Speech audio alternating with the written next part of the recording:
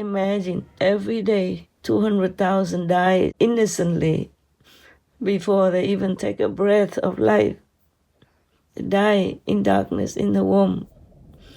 Die without anyone even praying for them or pitying them.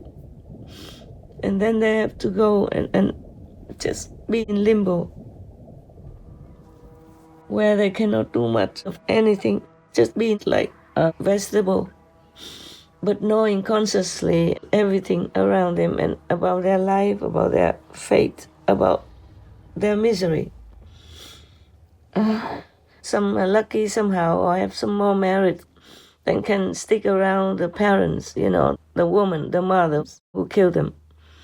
And it sometimes also makes her life miserable, consciously or unconsciously, and many bad things will happen to that mother as well, due to the wailing souls that could not even touch the mother but hang around all the time, trying to reason with her, trying to talk to her, but in vain. There are many things that could happen when a soul dies, hanging around, floating around aimlessly, wailing, hungry, thirsty, hot, cold. No one cares, no one knows. And they will get angry and then they will revenge on humans in some way. Or,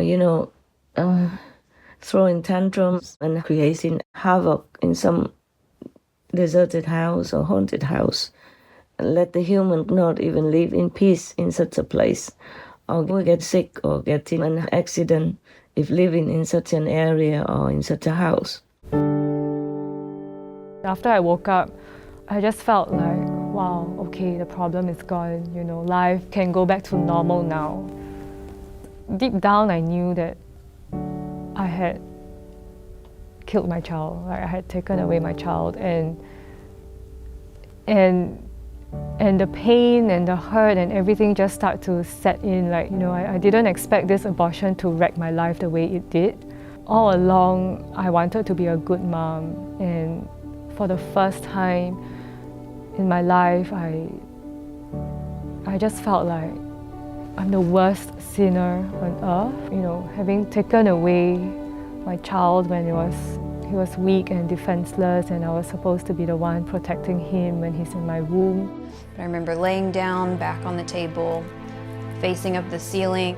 I had one single tear that rolled straight back down to my hairline, and I remember feeling how warm it was, and that's the last tear I cried for years. I paid for death to enter my body, and it did. Physically, yes, but also emotionally and spiritually, I was just completely dead inside. I got more into cutting, I began drinking more. I just was a lot more careless with my body. I found myself a year later pregnant again.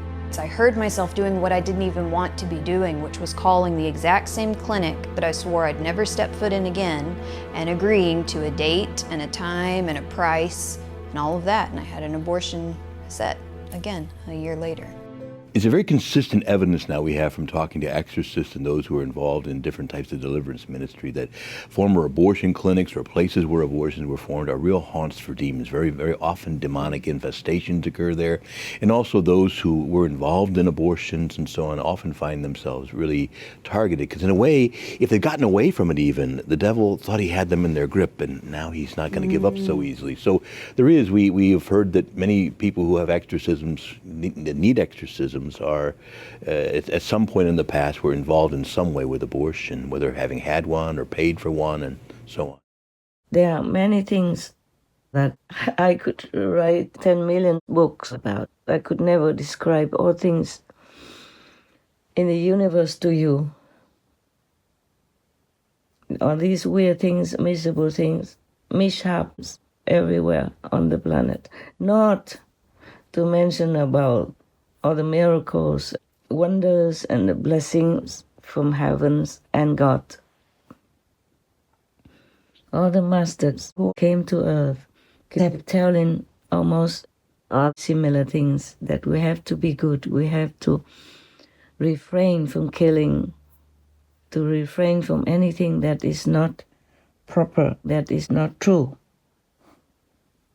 But humans don't listen. And the more we don't listen to the masters, the more we are being under the influence of the negative demons, devils, ghosts, goblins, or whoever is not good for us, not on the positive side of the universe. And we suffer and suffer. No end in this lifetime as well as the next lifetime, either in hell, in limbo, or in just, an aimlessly lost situation. You could never get out.